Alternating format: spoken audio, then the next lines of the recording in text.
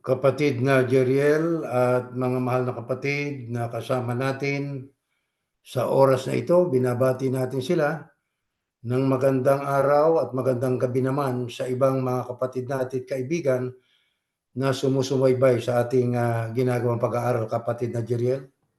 Magandang gabi po sa inyong lahat dyan, kapatid na Erning. Good evening po. At sa awat tulong ng Ama, tayo ay naririto pang muli upang magsilbi sa ating mga taga-subaybay para ipahayag ang mga kalooban ng ating Panginoong Diyos na si Yahuwah.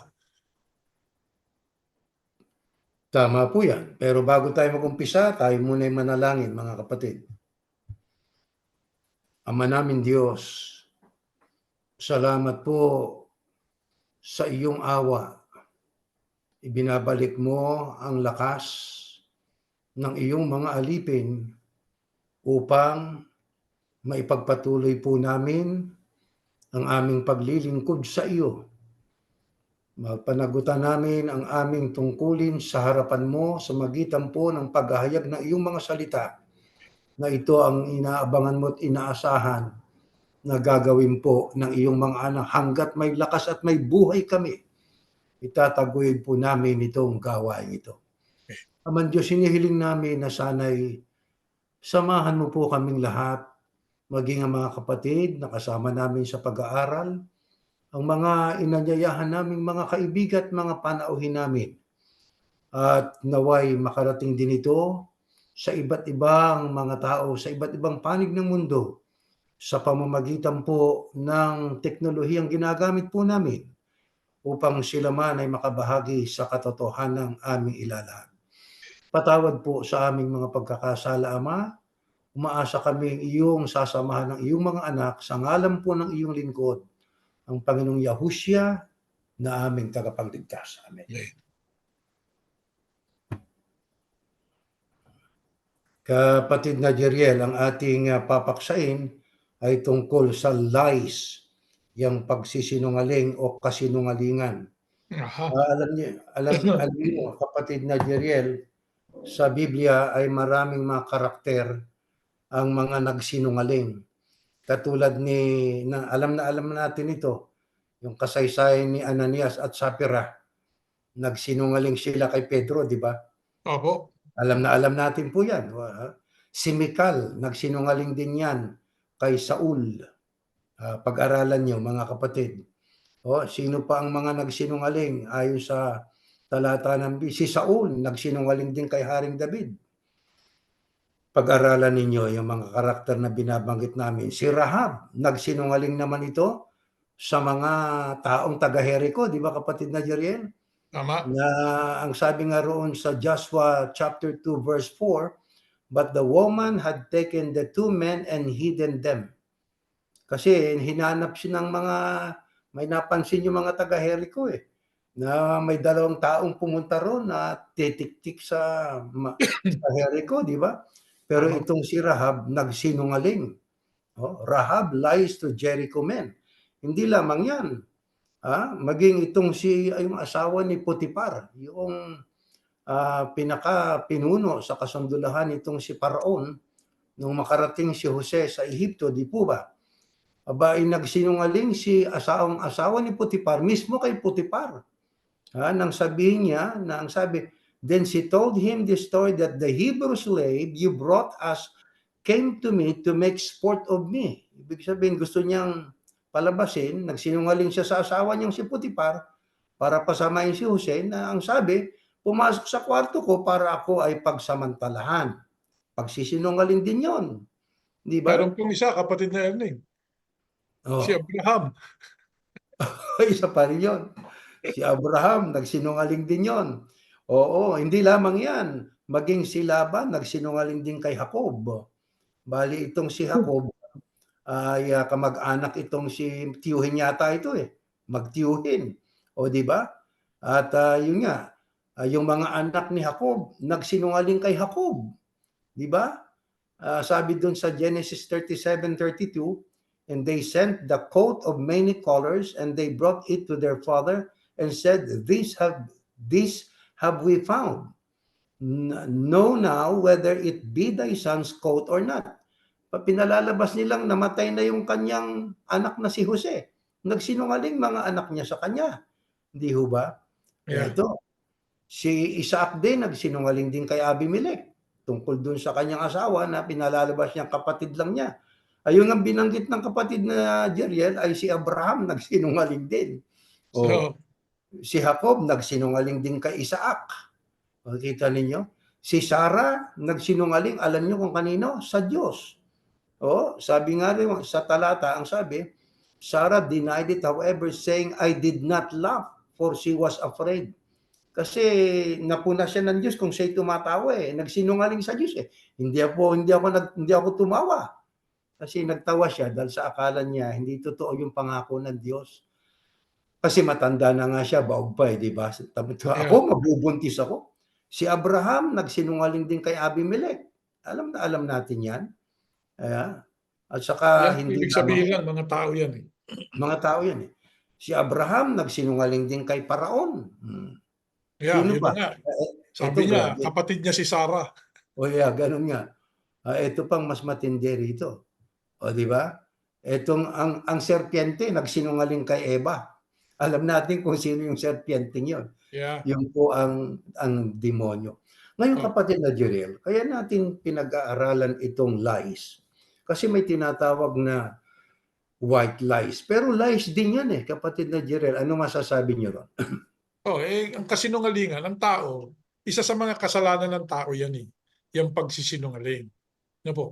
Ang pagsisinungaling, wala namang pagsabi sa atin, hindi tayo nagsinungaling one time in our life. Lahat Totoo tayo yan. ay guilty dyan. Lahat ng tao. Simulan mo doon kay Eva at kay Adan.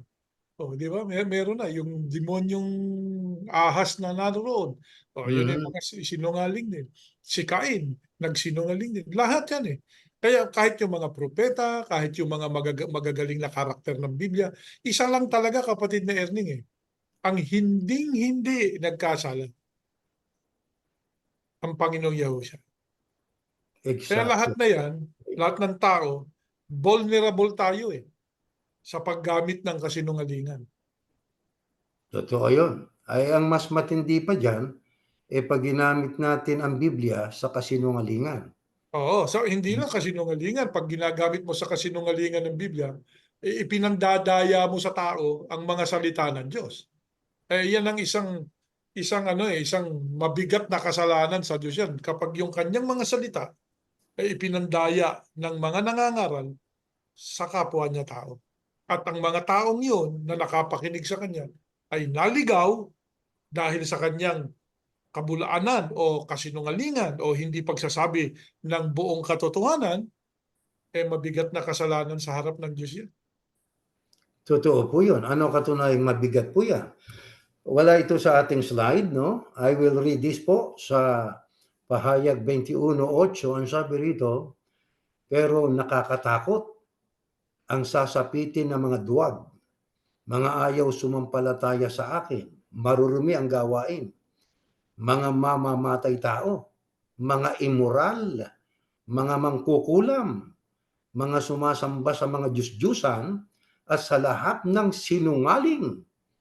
Itatapon sila sa nagliliyab na lawang apoy at asupre na siyang ikalawang kamatayan. Yan ang pahayag ng Biblia. Yan ang nakalaan sa lahat ng mga sinungaling. Itatapon silang wika sa nagliliyab na lawang apoy at asupre na siyang ikalawang kamatayan. Kaya ang pagsisinungaling ay gawain ito ng lahat ng tao eh. At ang pinakatatay ng mga sinungaling ay walang iba kundi ang Diablo. Kayo'y sa inyong amang Diablo, di ba? So makatwid, tayo pong lahat ay talagang ika nga ay makagagawa ng pagsisinungaling. Kung ano man ang rason natin, katulad ni Rahab, di ba? Kasi kaya si Rahab ay nagsinungaling sa mga tao sa taga-Jericho, kapatid na Jeriel, dahil sa siya'y sumampalataya eh. Sumampalataya si Rahab eh. Bagaman siya'y masamang babae. Pero puntahan po natin itong magkapatid na ito. Itong anak ni Isaac, itong kambal, itong si Jacob at saka si Esau. Ang sabi nga po sa atin ng nagtatanong na Amerikano, ang sabi doon sa akin doon sa courthouse, why would God bless Jacob rather than Esau when Jacob lied and deceived to get the deathbed well? Yung pagkapanganay, kapatid na Jeriel. Yung, Yeah. bueno, yan ay atin hong ipaglilingkod sapagkat kaya dito, partially, mag-i-English tayo ng konti rito sapagkat yung Amerikanong yon ay nakikinig ngayon sa atin. Kung hindi man siya ngayon, actually, susubaybayan niya yung ating Church of Yahushua Bible Study. Kaya ang ating tanong ay, bakit po, ayon po sa banal na kasulatan, ano ang kiniklaim po ng iba? Ang sabi, Jacob receives the blessing from his father Isaac. But Jacob is repeatedly deceitful and conniving. Ibig sabihin, bakit tinanggap ni Jacob ang pagpapala mula sa kanyang tatay na si Isaac? Gayong itong si Jacob ay paulit-ulit na mapanlinlang ito at mapagkunwari. Ngayon, ang ating babasahin po, mga kapatid, ay itong nakasulat sa first slide, Genesis 25:30-33. Ito po nakasulat. Sinabi niya kay Jacob, pakiusap, bigyan mo nga ako ng niluluto mong mapula-pulang sabaw dahil gutom na ako. Kaya tinatawag din ni si Esau na Edom. Pero sumagot si Jacob, bibigyan kita nito kung ibibigay mo sa akin ang karapatan mo bilang panganay. Sinabi ni Esau, sige, ano bang gagawin ko sa karapatan na yan kung mamamatay din lang ako sa gutom? Sumagot si Jacob, kung ganon, sumumpa ka muna sa akin. Kaya sumumpa si Esau na mapupunta kay Jacob ang karapatan niya bilang panganay. Diyan po sa binasa po natin, kapatid na Jeriel, tagpo na nag-uusap yung magkapatid. Si Jacob at saka itong si Esau na tinatawag ding Edom. Ano ho ang kalagayan nitong dalawang ito? Aba, itong magkapatid na ito, kambal ito eh. Ang mayroon pong karapatan sa pagkapanganay ay itong si Esau, kapatid na Jeriel. Kaya ang sabi nga siyang firstborn, kaya nasa kanya ang birthright. Siyempre, ang karapatang magmana noong mamanahin niya sa kanyang ama na si Isaac. Kaso dyan sa ating binasa po, ay mayroong sinabi itong si Jacob. No? May sinabi itong si Esau kay Jacob. Ang sabi, bigyan mo nga ako nitong niluluto mong mapula-pulang sabaw. Dahil gutom na ako. Kaya dito ay mapapansin natin na mayroon pong transaksyong isinasagawa itong si Esau sa kanyang kapatid na si Jacob. Gutom na raw siya. Kaya ang gusto niya ay yung mapula-pulang sabaw na yon ang hinihingi niya sa kapatid niyang si Jacob. Pero ang isinagot naman ni Jacob, kababakasan po natin, na siya ay simpleng tao lang. Tao na sabi nga ay naghahangad ng higit na mas mahalaga kaysa sabaw o pagkain. Anong sabi niya? Ang sabi niya, oo, bibigyan kita nito kung ibibigay mo sa akin ang karapatan mo bilang panganay. Kaya ang kapalit ay yung kanyang pagiging panganay, yung karapatan, yung birthright. Ano naman po ang isinagot ni Esau? Sige, ang wika, ano ba gagawin ko sa karapatan na yan kung mamamatay din lang naman ako sa gutom? Actually ho, mga kapatid, exaggerated yung sinabi ni Esau sapagkat hindi naman siya mamamatay sa gutom sa tagpong yan eh. Ano lang ang ating mapapansin po dyan? Hindi mahalaga sa kanya yung karapatan bilang panganay. Ang katunayan, siga ni Mika, ano gagawin ko sa karapatan na yan kung ako'y mamamatay din lang sa gutom? Kaya anong ginawa nitong si Jacob? Kung ganon, sumumpa ka muna sa akin. Pinanumpa niya itong kapatid niya na kapag siya'y nabigyan na ng mapula-pulang sabaw, ay yung kanyang pagkapanganay mapupunta na kay Jacob. Ayun nga ang ginawa nitong si Jacob. Kaya sumumpa si Esau na mapupunta kay Jacob ang karapatan niya bilang panganay. Kaya yan ho ay kasaysayan na atin pong mapapansin po diyan mga kapatid, na itong pagkapanganay para kay Esau ay hindi na mahalaga. Ang mahalaga sa kanya yung siya ay makahigop noong mapula-pulang sabaw na niluluto nung kanyang kapatid. Ngayon, ang ating tanong mga kapatid, sino ho ang naging kasabwat ni Jacob sa kanyang layunin na mapunta sa kanyang karapatan bilang panganay? Eto, pakinggan natin, next slide. Sa 27:11. Pero sinabi ni Jacob sa kanyang ina, alam naman po ninyo na balbon si Esau at ako na may hindi. Kasi ito'y tagpo nung nakahiga na sa sakit si isa kapatid na Jeriel eh. Di ba? Tandang-tanda po natin yan. Bali, itong si Esau ay balbon ito. Kaya sinabi nitong si Jacob sa kanyang nanay, kay Rebecca, alam naman po ninyo na balbon si Esau at ako na may hindi. Baka hawakan po ako ni ama at malaman niyang niloloko ko lang siya at sumpain po niya ako sa halip na basbasan. Kaya dito ay naging kasabwat nitong si Jacob, yung nanay niya. Ang sabi niya sa nanay niya, alam po naman ninyo na itong si Esau ay balbon, ako'y hindi. Baka hawakan ako ni ama at malaman niyang niloloko ko lang siya. Kaya dito matatagpuan, mapapansin po natin na itong si Jacob ay gagawa sila ng nanay niya ng paraan para mapaniwala ang tatay niya na siya'y si Esau. Ano yan? Pagpapanggap. Ano yan? Magpapakunwari. Bali ba, sa kanyang ama siya magkukunwari. Kasalanan yon, di po ba mga kapatid? Kaya ano ngayon ang nangyari mga kapatid? Eto, next slide. Sa aklat ng Henesis pa rin, pero sa 13:17 na. Ayan, basahin po natin. Next slide. Ganitong ating matutunghayan. Sumagot si Rebecca, anak, ako ang mananagot kung susumpain ka niya. Basta gawin mo lang ang iniutos ko sa'yo. Lumakad ka na at dalhan mo ako ng kambing. Kaya kumuha si Jacob ng 2 kambing at dinala niya sa kanyang ina. At niluto ni Rebecca ang paboritong pagkain ni Isaac. Pagkatapos, kinuha niya ang pinakamagandang damit ni Esau na nasa bahay nila at ipinasuot kay Jacob. Nilagyan niya ng balat ng kambing ang mga braso ni Jacob pati leeg nito na hindi balbon. Pagkatapos ibinigay niya kay Jacob ang pagkain at ang tinapay na niluto niya. Kaya ano ngayon ang ginawa nitong mag-ina, Jacob at saka si Rebecca? Ginarantiyahan itong si Rebecca yung anak niya. Bahala ako mananagot kung susumpain ka ng tatay mong si Isaac. Basta gawin mo ang iniutos ko sa'yo.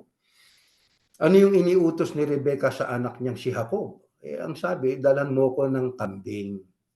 Yun naman ang ginawa nitong si Jacob. 2 kambing ang dinala niya sa nanay niya, niluto ni Rebecca, na yun ang paboritong pagkain ng asawa niyang si Isaac. Kaya anong ginawa niya pagkatapos nung maluto na? Kinuha niya ang pinakamagandang damit ni Esau na nasa bahay nila. Yun ang ipinasuot niya kay Jacob. Ano yung ginagawa nitong mag-ina? Panlilinlang, pagsisinungaling, pagpapanggap, pagkukunwari. Kanino? Sa kanyang asawang si Isaac, sa panig ni Rebecca, at sa kanyang ama naman, sa panig ni Jacob. Nagkaisa yung mag-ina eh. Kumbaga, niloloko nila si Esau. Nilinlang nila ang kanyang asawa. Yung tatay naman ni Jacob, di po ba? Yun ang ginawa nila. At saka nilagyan niya ng balat ng kambing ang braso ni Jacob, pati yung leeg. At saka ibinigay kay Jacob yung pagkain at tinapay na niluto niya. Ngayon, mga kapatid, ang ating pong tanong, ilang beses silang nagsinungaling dyan? Magbilang kayo, mga kapatid. Aba, ilang beses yan, hindi lang minsan. Bali ba, magkasabwat pa itong mag-ina eh. Kaya ang matindi pa dyan ay ito pa ang nangyari, kapatid na Jeriel 19:24. Ito. Next slide. Itong ating mababasa. Sumagot si Jacob, ako po si Esau. Yan na yung tagpo nung nandun na siya sa tabi nitong tatay niyang may sakit. Nagsinungaling uli, ayan. Sumagot si Jacob, "Ako po si Esau." Samantalang siya'y si Jacob, ang panganay niyong anak, samantalang siya ang bunso. Aba, ilang pagsisinungaling na 'yan, ano pang sinabi? "Nagawa ko na po ang iniutos ninyo sa akin." Pagsisinungaling din 'yun. 'Di ba? Sapagkat itong si Esau, ito'y ano 'to, hunter ito, 'di ba? Ano ngayon ang nangyari? Ang sabi nitong si Jacob sa tatay niya, "Nagawa ko na po ang iniutos ninyo sa akin. Bumangon po kayo at kumain ng pinangaso ko para mabasbasan niyo po ako." Diyan nagpapanggap siyang si Esau siya. Pagsisinungaling sa tatay niya. Kaya hindi ako nagtataka din, kapatid na Jeriel, kung may mga anak na nagsisinungaling din sa ama. At meron din namang mga ama na nagsisinungaling din sa mga anak. Lahat naman tayo subject sa ganyan, di ho ba? Ngayon dito, balikan po natin, ayun, ang sabi ni Jacob sa tatay niya, "Bumangon po kayo at kumain ng pinangaso ko para mabasbasan niyo po ako." Yun ang trabaho ni Esau, mangangaso. Ito nagpanggap itong si Jacob. Nagtanong pa siya. Sabi ni Isaac, "Ikaw ba talaga si Esau?" Ano naman ang ginawa nitong si Jacob? Sumagot si Jacob, "Opo, nagsinungaling na naman, nakailan na? Ang daming beses na." Ako nga po, nagsinungaling itong si Jacob na naman. Sinabi ni Isaac, "Anak, paano mo ito nahuli agad?" Yun ang tanong ng tatay niya sa kanya, na ang nasa isip nitong si Isaac ay itong kausap niya ay si Esau. Kaya ang tanong niya, "Anak, paano mo ito nahuli agad?" Itong matindi. Sa pagsisinungaling nitong si Jacob, pati ang Diyos dinamay. Ito, sumagot si Jacob, "Tinulungan po ako ng Panginoon o ni Yahuwah na inyong Diyos." Isipin ninyo, in-involve pa si Yahuwah sa pagsisinungaling niya sa tatay niya. Samantalang alaga niyang kambing yung kanyang kinuha. Totoo yun. Pag pinag-aralan ninyo, mga kapatid, di ho Di ba? ba? Ganun ka grabing pagsisinungaling. In-involve pa nitong si Jacob ang Diyos. Sabi niya, "Paano mo nahuli agad ito?" Ang sagot ni Jacob, "Tinulungan po ako ni Yahuwah na inyong Diyos." Isipin ninyo.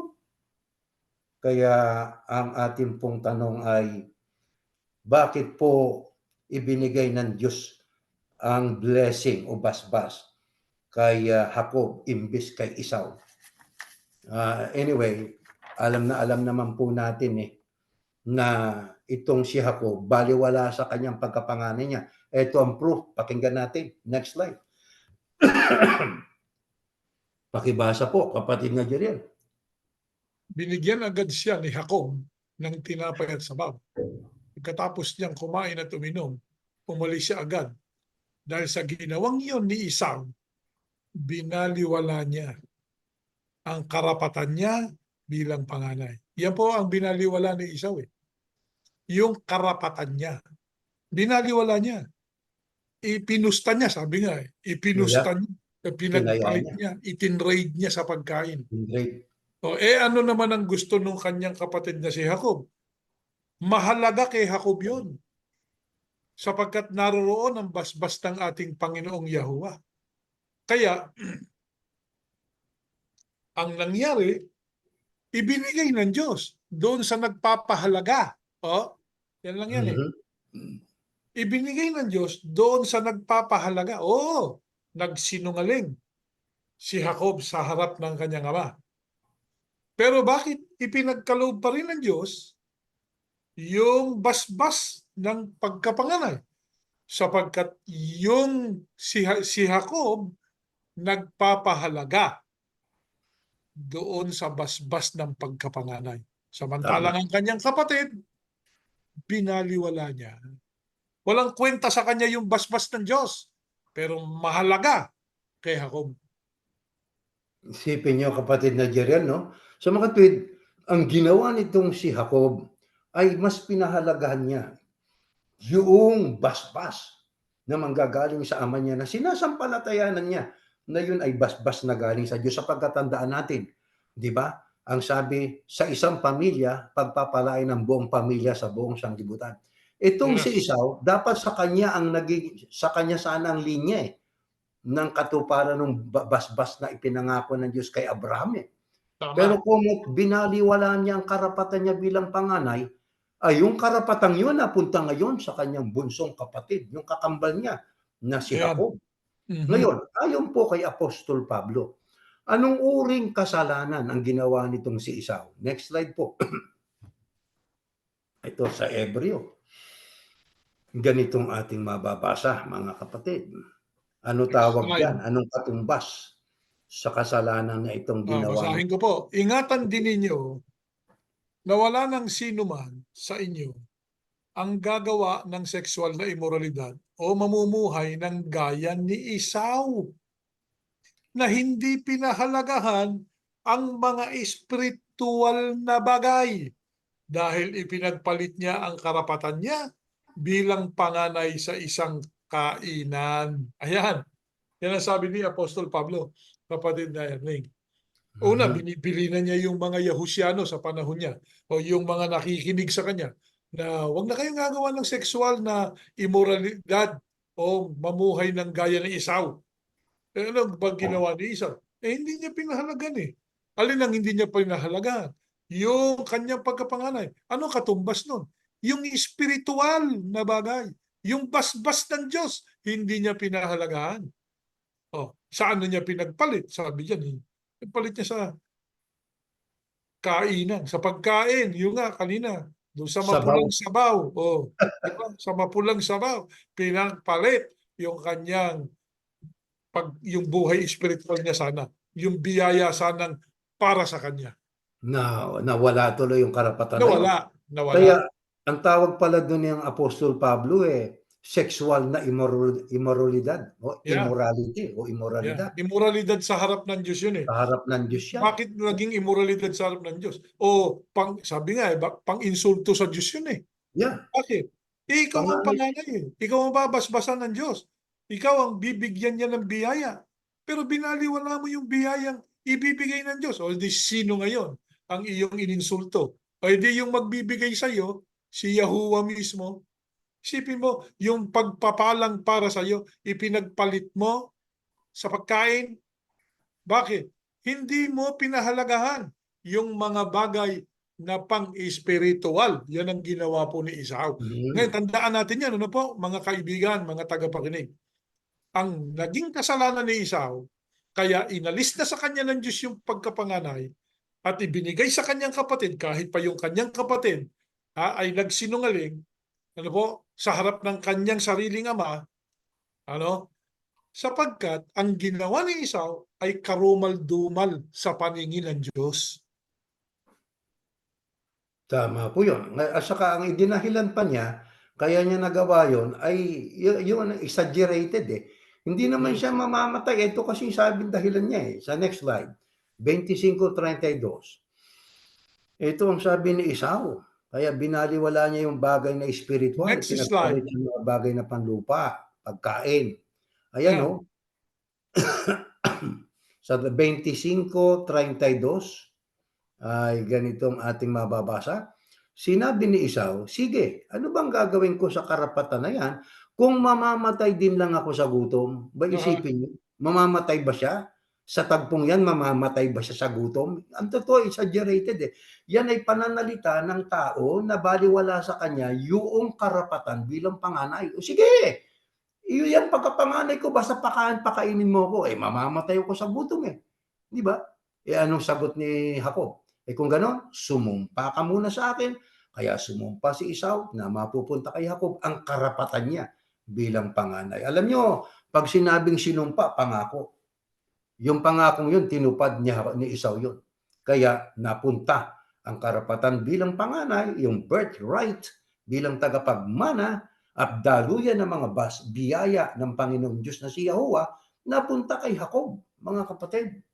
Oo, ngayon, alam niyo mga kapatid, itong ugali nitong si Esau, binaliwala niya yung bagay na espiritual, pero sa bandang huli, alam niyo kung sino sinisi niya? Ito, 27, 36. Ayan. Sinabi ni Esau, pangalawang beses na ito na niloko niya ako. Dito ang kausap niya na tatay niya. Tapos na, nabasbasan na ni Isaac si Jacob. Lumapit nga itong si Esau. Sinabi ni Esau, pangalawang beses na ito na niloko niya ako. Tinutukoy niya yung kapatid niyang si Jacob. Kaya pala Jacob ang pangalan niya. Kinuha na niya ang karapatan ko bilang panganay at ngayon, kinuha pa niyang basbas na para sa akin. Pagkatapos nagtanong siya, Ama, wala na po bang natitirang basbas na para sa akin? Sinong sinisi? Nitong si Esau, sa tagpo na ang kanyang karapatan bilang pagkapanganay ay napunta sa kanyang kapatid na si Jacob. Aba, ang sinisi niya ay si Jacob. Imbis na siya sana ang siyang magsalita sa tatay niya, ay binaliwala ko po yung bagay na spiritual, yung birthright bilang panganay. Ako pong nagkamali, ako pong nagkasala, tatay. Hindi yun ang ginawa niya. Siya na nga itong nagpabaya sa bagay na spiritual. Aba, ang sinisi niya yung kapatid niya. Ibig lang sabihin, mayroon tayong Tsaka ang sabi niya, niloko siya. Hindi ka niloko niloko. daw siya eh. Oo, nag-usap kayo di ba? Na ang Nag-uusap eh. pag-uusap ninyo, manumpa ka sa akin, ibibigay mo sa akin yung pagkapanganay mo. Umuho ka di ba? Niloko daw siya. So Oo, niloko. nagsinungaling din ito. Nagsinungaling din. Kaya alam nyo, ang likaw ng tao. Ngayon mamaya, pag-aaralan natin, meron tayo babasahin mamaya ang content tungkol dyan sa kasinungalingan. Kung gaano yung sinabi kanina, bakit anya sinabi na yung kanilang talatang binasa natin, na ang sinungaling, dagat-dagatan nga po. Ibig sabihin ba, hindi na maliligtas ang lahat ng tao dahil lahat tayo sinungaling Lahat tayo nakapagsinungaling So, lilinawin natin yan maya-mayang konti. Sige po, tuloy Tama. natin yung ating pag-aaral.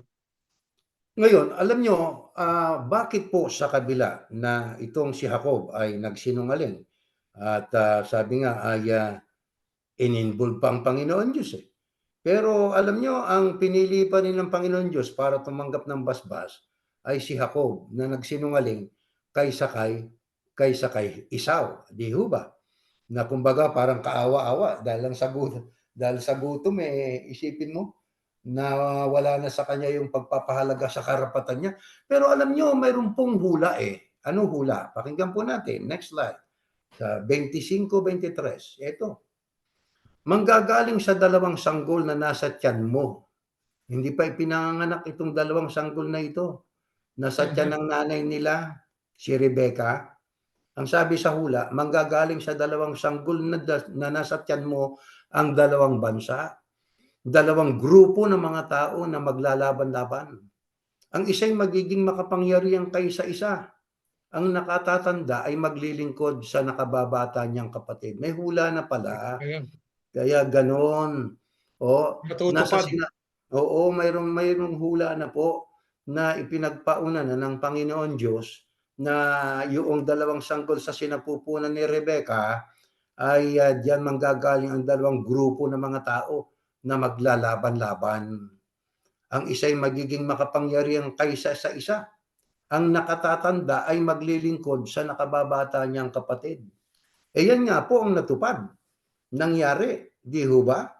Ngayon, kung itong si Rebecca, ang paborito niya ay si Jacob, at kanyang tinulungan si Jacob para mapunta kay Jacob ang basbas bilang panganay, bakit naman po itong si Esau ay paborito nitong si tatay niyang si Isaac? Anong dahilan? Pakinggan natin. 25-28. Yan. Mas nagustuhan ni Isaac si Esau dahil mahilig siyang kumain ng mga ipinangaso ni Esau. Pero si Jacob naman ay mas nagustuhan ni Rebecca. Kaya itong magpamilya na ito may favoritismo, hindi pantay-pantay ang pagtingin sa mga anak. Ang kakampi, ang paborito nitong si Isaac ay si Esau. Bakit siya ang paborito si Esau ang paborito ni Isaac? Dahil mahilig siyang kumain ng mga ipinangaso ni Esau. Ayun palang dahilan. Kaya mga kapatid, ito namang si Jacob, ang paborito naman ni ni Rebecca, yung anak niyang si Jacob. May favoritismo kasi. Kaya natutuloy magsinungaling at kinampihan pa nitong si Rebecca yung kanyang anak na bunso, yun naman ay alam natin katuparan ng hula. Sapagkat sa tiyan pa lang ng nanay nila pala, pinagpauna na ng Panginoon Diyos. Oh, Ang dapat na malaman ng tagapakinig natin na yung dalawang yan may kambal. Kambal po yan. Kambal po yan. Ngayon, ang sabi nga dyan, doon sa dalawang yon, sa magkapatid na yan, ay doon manggagaling ang dalawang grupo ng mga tao na maglalaban-laban. Kaya ang nangyayari ngayong kapatid na Jeriel, sapagkat itong si Esau, yan din ang pangalan sa kanya ay Edom din O di ba?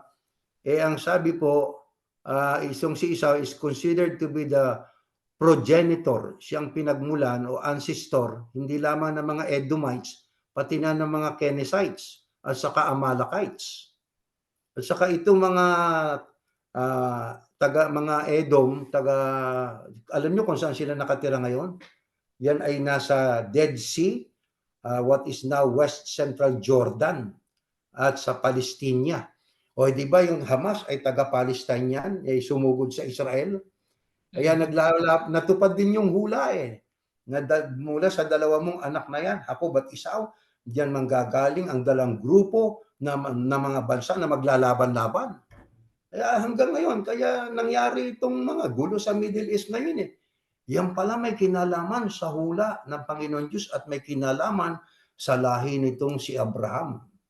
Itong kanyang dalawang apong, si Jacob at saka si Esau.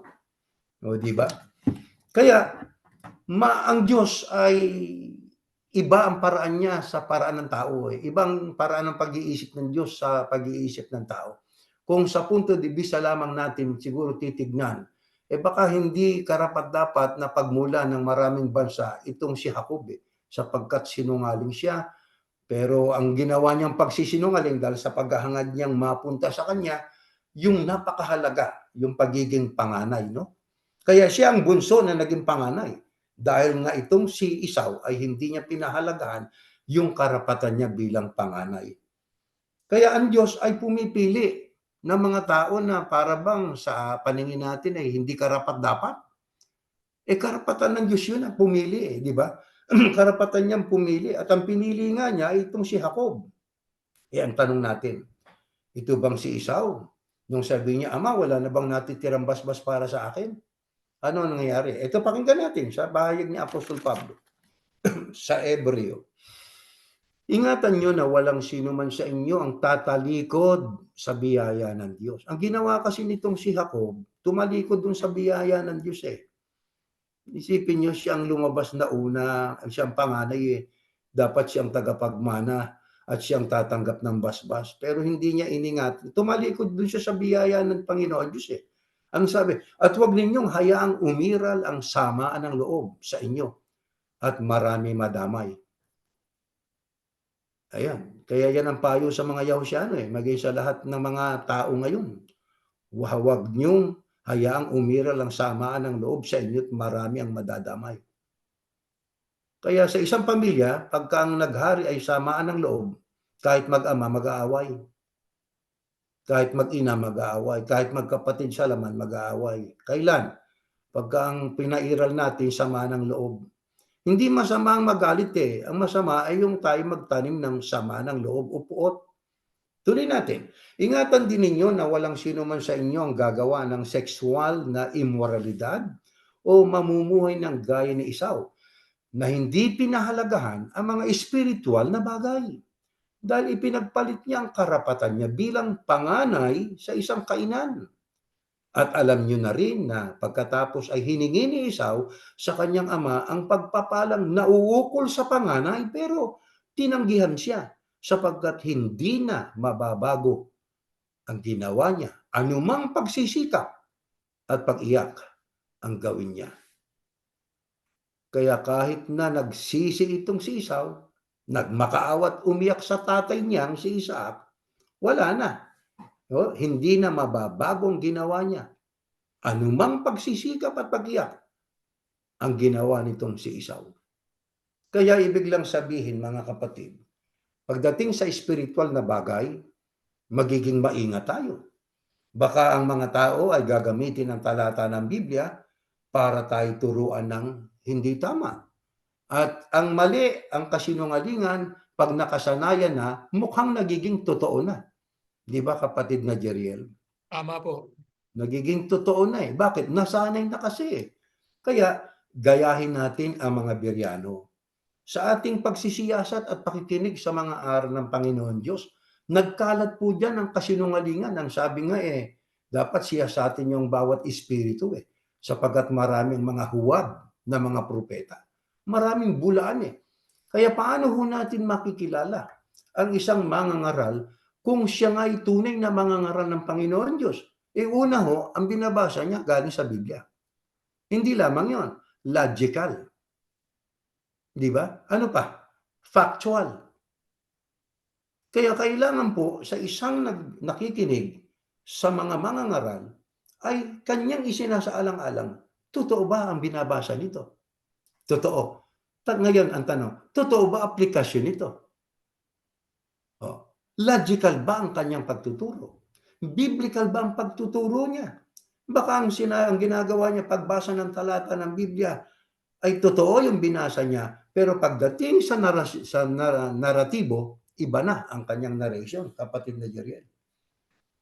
Parang katulad ng ibigay kay Cesar ang kay Cesar at ang sa Diyos ang para sa Diyos. Isipin niyo, ginawang eleksyon, yung usapan doon ay taxation. Yun ang sinasabi natin na sumisingit sila ng kanilang sariling narasyon para ang tao'y maakit sa gusto nila. Ano yun? Pagsisinungaling yun na. Yung sabihin mo na yung taxation naging eleksyon, bakit dito sa Amerika hindi nyo mapairal ang eleksyon na magkaisa kayo? Kaya isa lang yan sa mga ehemplo ng mga nagtuturo na ginagamit ang Biblia, pero ang itinuturo po ay hindi ho katotohanan. Anong itinuturo nila?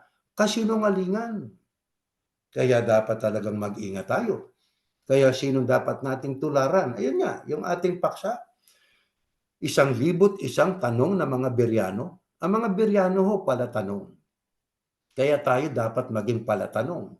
Pagka ang ating ministrong tinatanong ay ayaw sumagot, mayroong itinatagong lihim yan. At kung hindi kayang sagutin ng tama, isa lang ibig sabihin yan. Yung ministrong yon o pastor na yun, brainwash yun. Ano ibig sabihin ng brainwash? Kung ano lang yung itinuro ng kanyang pinakapuno sa kanyang relihiyon, hindi niya sinusuri, basta ituturo din niya yon. Brainwash na mga preacher yon. Hindi ho ba? Kailangan po, katulad ng Apostol Pablo, siniyasat ho siya ng mga taga-Berea. Nagalit ba si Pablo? Hindi. Hindi niya binalikan ng mga taga-Berea at sinabi, ba't nyo sinisiyasat itong aking ipinangangaral sa inyo? Apostol ako Hindi niya ganon. Hindi niya ginawang ganon. Hindi niya sinabi na ganon sa mga taga-Bereano o mga taga-Berea. Manapa ay kanyang sinang-ayunan ang ginawang pagsusuri at pagsisiyasat ng mga taga-Bereano o mga taga-Berea, ibig sabihin, sapagkat yun ang nararapat na gawin ng mga taong tagapakinig. Nagsisiyasat, kanilang chine-check o ine-examine kung yung itinuturo ng Apostol Pablo ay naaayon nga po sa Biblia. Kaya kung ating itutuloy ang basa, kaya marami ang wika ang mga sumampalataya. Pagkatapos nilang masiyasat na totoo ang itinuro ng Apostol Pablo. Kaya dito sa ating pong pag-aaral na ito, mga kapatid, mahalaga ho ang makinig sapagkat sa pakikinig nanggagaling ang pananampalataya. Pero anong uring pananampalataya ang dapat na matanggap ng tao? Yung tunay na pananampalataya. Ilan ba lang ang tunay na pananampalataya? Ang sabi sa Efeso, may isang katawan, may isang bautismo, may isang Panginoon, may isang pananampalataya. Kaya sa dinami-dami ng mga pananampalataya, mayroon pong isang tunay na pananampalataya. Ano yung isang tunay na pananampalataya? Yung pananampalatayang natutunan natin sa ating Panginoong Yahushua HaMashiach. Yan ang tunay na pananampalataya. Sinabi ng ating Panginoong Yahushua, ikaw ang makilalang iisang tunay na Diyos. Kaya sa atin, walang Trinity. Isa lang ang tunay na Diyos. Ang Panginoong Yahushua, bagamat ako, ang sabi niya, bakit niyo ako pinagsisikapang patay na taong nagsasaysay sa inyo ng katotohanan. Ang Kristo'y tao. Ba't nating pagpipilitang siya'y Diyos? Ngayon, kung mayroon kayong nababasang mga talata ng Biblia na para bagang Diyos ang Kristo, siyasatin natin. Sapagkat kailanman ang Biblia ay hindi ho magkokontra-kontra. Ang Biblia po, ang author ng Biblia ay ang Diyos. Hindi gagawa ang Diyos ng isang aklat na magkokontra-kontra. Hindi ho ba? Ang nagkokontra-kontra lang yung interpretasyon at pangunawa ng tao. Pero pagka ating pong pinag-ukulan ng pag-aaral, lalabas ang totoo na iisa lang talaga ang Diyos. Walang Diyos Anak, walang Diyos Espiritu Santo. Ang Diyos po ay si Yahuwah lamang at wala nang iba. Sapagkat ang Diyos ay siloso. Kung mayroon pang ibang Diyos, ay lumalabas na. Di ba? Pagsisilosan ng Diyos yun, sigurado. Di ba? Ang Diyos ay siloso Kaya kung ikaw nga ay leader nga ng isang reliyon o leader ng isang grupo, tapos gusto mong tratuhin kang para kang Diyos, ganyan ang tendency ng mga leader ng mga bansa Nagiging Diyos. Ang pagkilala sa kanya ng kanyang mga pinamumunuan para na siyang Diyos Di ba? Ang salita niya ay parang very powerful na para na siyang tagapamagitan Hinihiling ko na kayo ay ilalapit ko kayo sa Diyos, dadalhin ko kayo. Mga salitang, di ba? Parang ina-assume na sino ka ba para magsalita ng ganon? Tagapamagitan ka ba? Hindi naman Di ba? Kaya itong paksang ito na ating pinag-aaralan, mahalaga ito mga kapatid. Pagsisinungaling, kapatid na Jeriel, sabi kanina sa ating binasa, mga duwag, mga mamamatay tao, at mga sinungaling, ang kanilang bahagi ay salawang apoy. Di ba kapatid na Jeriel? Anong ating input dyan? Ayon sa ang Diyos ay Diyos na makatwiran Okay? Yan ang isang bahagi na dapat nating maintindihan. Sabi nga ng Diyos, kaano mang kapula ang kasalanan mo, papuputiin ko. Di ba? So, pinatatawad ng Diyos ang mga kasalanan ng lahat ng tao.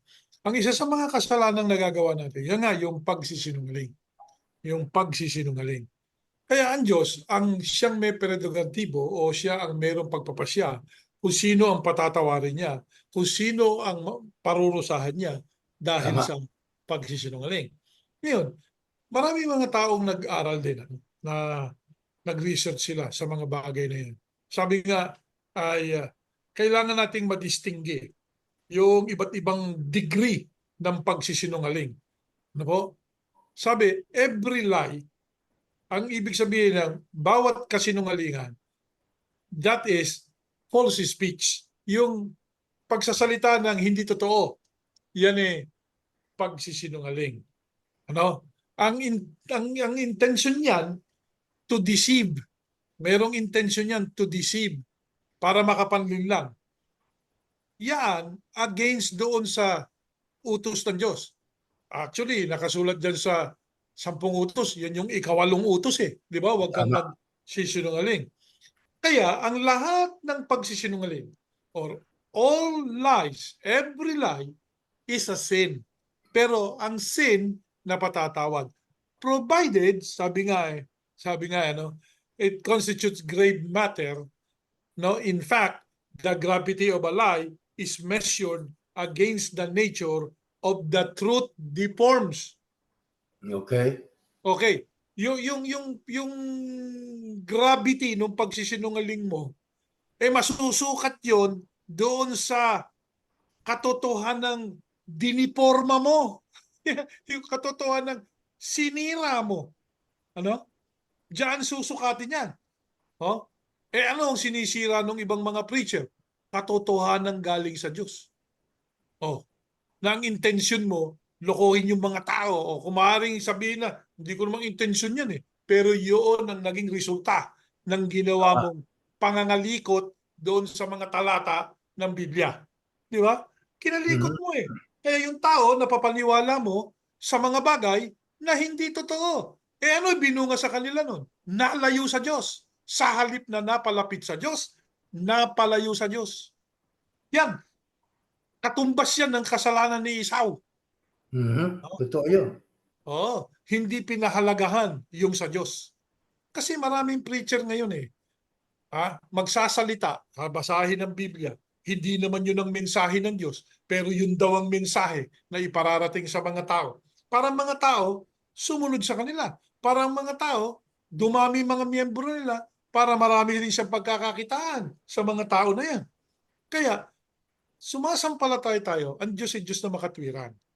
Ano po? At ang pagsisinungaling, kasalanan nating lahat yan eh. Lahat tayo nakagawa ng pagsisinungaling eh. Pero susukatin yung kasinungalingan na yan kung gaano kalaking sira ang ginawa mo sa katotohanan ng Diyos. Yung kay Esau, nasira yung pangako ng Diyos eh. Di ba? Nasira, yeah. Yung kay Jacob na pagsisinungaling, minahal niya yung gustong ibigay ng Diyos eh. So, nandun ang pagkakaiba, merong demarcation lang yan. Ang ibig nyo bang sabihin, talagang may white lie, merong, lahat ng lie, may lie, ano? Lie, yeah. Wag natin bigyan ng kulay. Ang sabi nga natin, every lie is a sin. Kasalanan yun. Bawat pagsisinungaling ay kasalanan. Pero may grado ng kasalanan yan. Nakita nyo? Kung napinsala mo sa pagsisinungaling mo, pananampalataya ng mga tao, o nasira mo ang mga pamilya ng mga tao dahil sa kasinungalingan mo, sukat ba naman gamitin mo yung talata na wag babatiin hindi naman para sa kanila yun. Wag anyang igigreet, wag anyang ipapanalangin, don't even tell them God bless you. Di ba? Wag kausapin. Yung paggamit ng talata na yan, na mayroong pandaraya o panlilin lang, malaki ang nag-deform sa katotohanan. Kung malaki ang nag-deform mo sa katotohanan, humanda ka. Bakit? Mawawala sa'yo yung basbas. Yan ang nakasulat Yan ang nangyari kay Esau. Nawala ang basbas sa kanya. Ano ba yung basbas? Sa atin po ngayon, ano ba yung basbas? Kaligtasan yan Hindi ba? Kaligtasan. So magkakaroon ng question ang kaligtasan mo. Hindi namin sasabihin hindi ka maliligtas sapagkat wala kaming karapatan na sabihin niya. Pero mawawala ang basbas ng Diyos. Di ba? Maaaring yung basbas na yan ay yung kaligtasan mo. Maaaring. Yun. Kaya, the circumstances, the intentions of the one who lies, and the harm suffered by the victim counts. Ayan. Ano ba si Esau ba biktima? Hindi. Hindi ka biktima Nagbenta ka Binenta mo, binaliwala mo. Basbas ng Diyos Kaya hindi po iyon hindi naging biktima diyan si Esau, ano? Ngayon, yung iba pang mga nagsinungaling na mga propeta na binanggit namin kanina, ganun din. Si Abraham nagsinungaling sapagkat maganda yung kanyang asawang si Sarah nagugustuhan noong di ba? Hari. Pagka nalaman anyang sabihin mo anya na kapatid mo ako kasi kung nalaman baka patayin ako di ba? So, pagmamahal naman yon sa buhay niya na pagmamahal din sa Diyos, pag-iingat naman yun Sarili niya. Hindi niya pinipinsala ang tao doon sa pagsisinungaling na yun. Mag-isa wala siyang pininsalang tao. Yung mga preacher po, kapatid na Erning, na nagsisinungaling, pinipilipit ang salita ng Diyos. Nako, ang daming napinsala.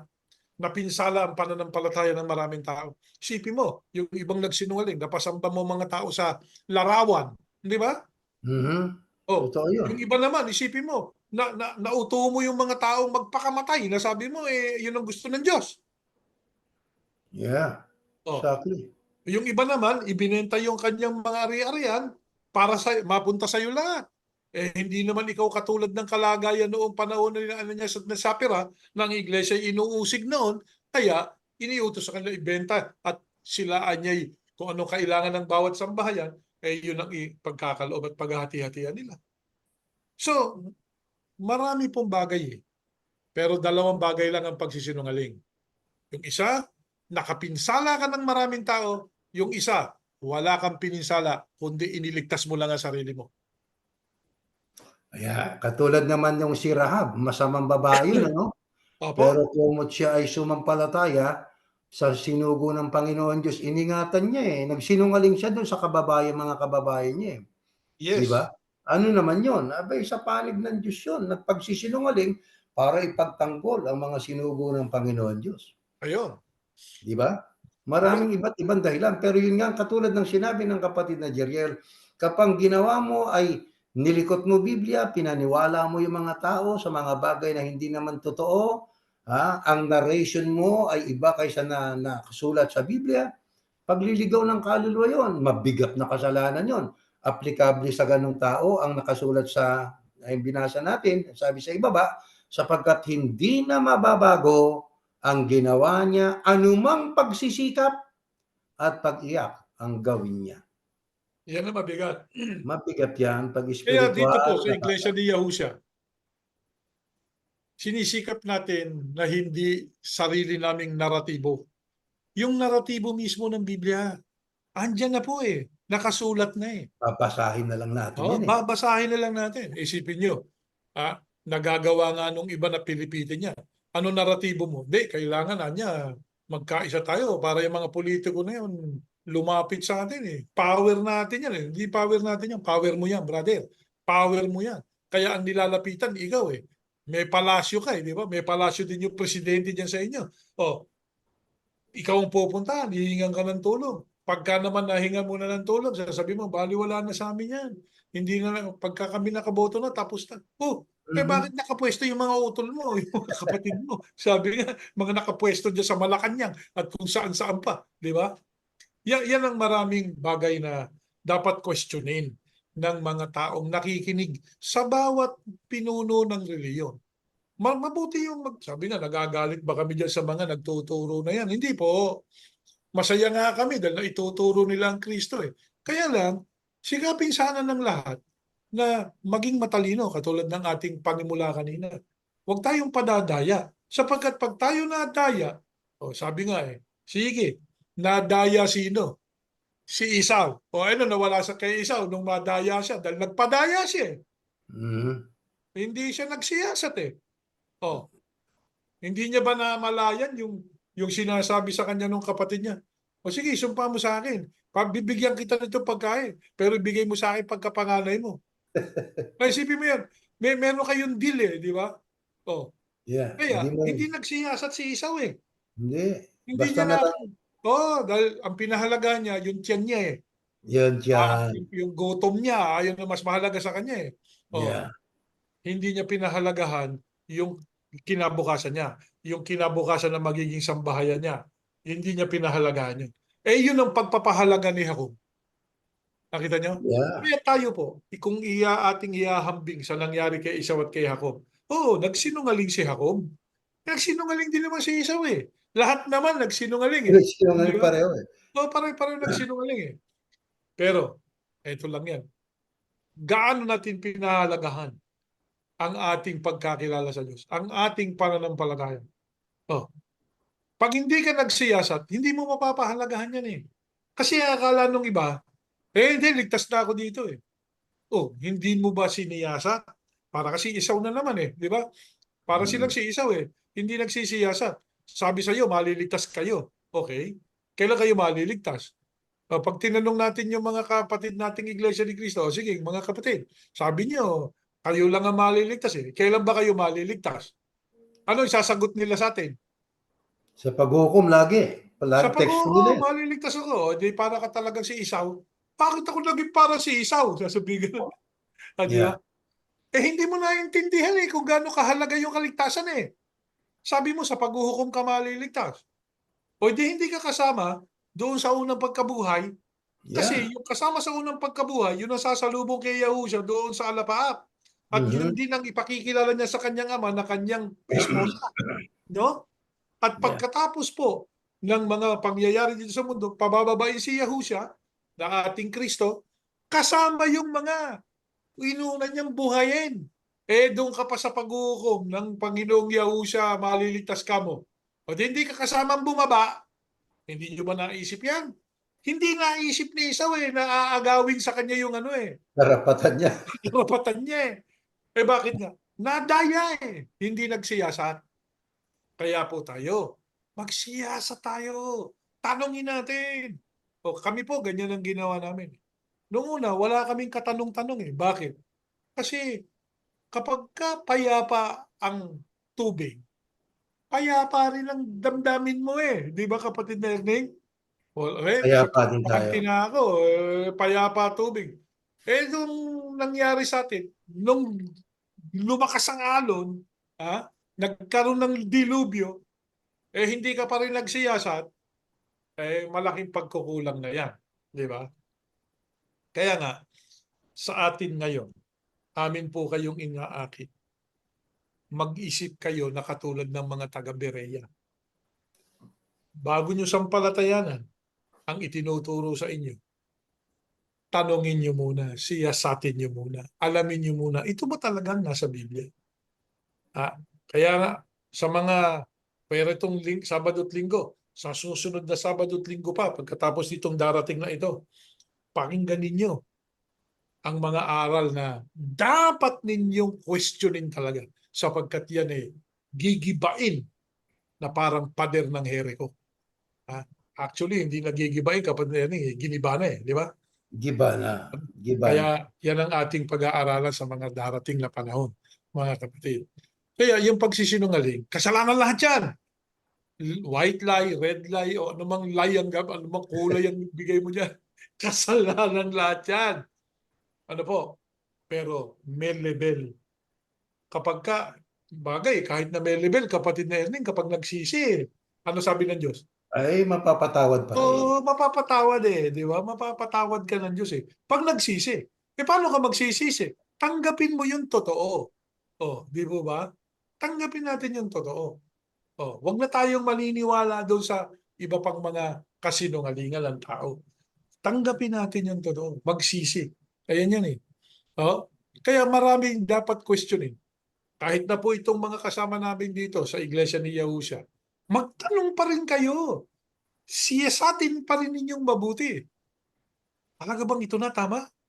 Kasi sa akin Sa inyo po, kapatid ni Erning, ganun din, di ba? Mhm. Totoo Ito yun. na yung tama Di ba? Yeah, wala na. Natanong na namin lahat Ito yung tama Ito yung tamang paraan ng paglilingkod baka sa inyo meron pa kayong katanungan O hindi tanongin ninyo at sisikapin nating alamin uli at ibigay sa inyo at bahagi sa inyo ang nakasulat. Kapatid Tama. Ernie?